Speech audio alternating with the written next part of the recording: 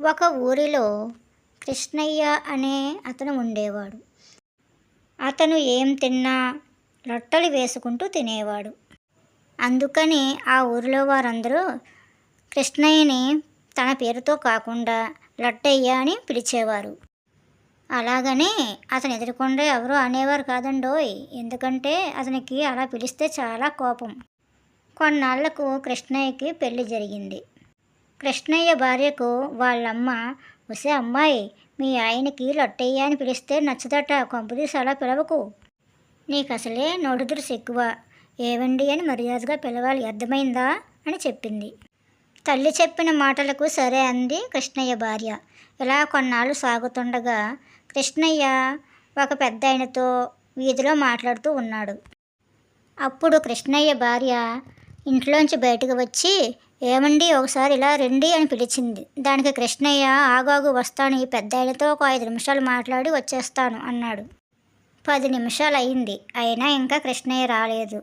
మరోసారి కృష్ణయ్య భార్య మళ్ళీ బయటకు వచ్చి, "ఏమండి, ఒకసారి రండి" అని పిలిచింది. "వస్తున్నా, ఆగు" అని మళ్ళీ అన్నాడు. ఇలా 4-5 సార్లు ఆవిడ పిలవడం, తను వస్తాను అనడం, ఇలా జరిగేసరికి కృష్ణయ్య భార్యకు చాలా కోపం వచ్చింది. ఆ కోపంలో అనుకోకుండా, "ఒరే లొట్టయ్య, రారా" అని అరిచింది. దాంతో కృష్ణయ్యకి చాలా కోపం వచ్చి పరుగున వచ్చి ఒక పెద్ద రోకలి బండతో తన నెత్తి మీద బలంగా కొట్టాడు. అలా కొట్టడంతో కృష్ణయ్య భార్య అక్కడికక్కడే చనిపోతుంది. అప్పుడు కృష్ణయ్య ఏం చేయాలో తెలియక తన ఇంటి వెనక ఉన్న పెరట్లో ఆ శవాన్ని పాతిపెట్టేశాడు. కొన్నాళ్ళు గడిచాక కృష్ణయ్య భార్యను పాతిపెట్టిన చోట గోంగూర మొక్కలు మొలిచాయి. ఆ గోంగూర మొక్కలు చూసిన కృష్ణయ్య, "ఇవి పప్పులో వేసుకుంటే చాలా బాగుంటాయి" అని చెప్పి శుభ్రంగా దూసి వంట మొదలుపెట్టాడు. పప్పు గోంగూర వండాడు. చాలా బాగుందని చెప్పి ఆ వంటను చేస్తూ ఉన్నాడు. అప్పుడు ఆ పప్పులో నుంచి ఒక సౌండ్ వచ్చింది. "కొత్త కొత్త లొట్టయ్య, కొత్త కొత్త లొట్టయ్య, కొత్త కొత్త లొట్టయ్య" అనే సౌండ్ వస్తుంది. కృష్ణయ్యకు చాలా కోపం వచ్చి ఆ పప్పుని బయటకు విసిరేస్తాడు. అటుగా వెళుతున్న మేక ఒకటి ఆ పప్పుని తినేస్తుంది. తిన్న తర్వాత ఆ మేక ఇలా అంటుంది, "మెహ మెహన్ లొట్టయ్య, మెహ మెహన్ లొట్టయ్య, మెహ మెహన్ లొట్టయ్య."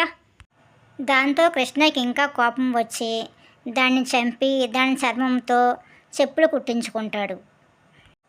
చెప్పులు వేసుకొని నడుస్తుంటే ఆ చెప్పుల్లోంచి ఇలా సౌండ్ వస్తుంది, "కిర్రు కిర్రు లొట్టయ్య, కిర్రు కిర్రు లొట్టయ్య, కిర్రు కిర్రు లొట్టయ్య."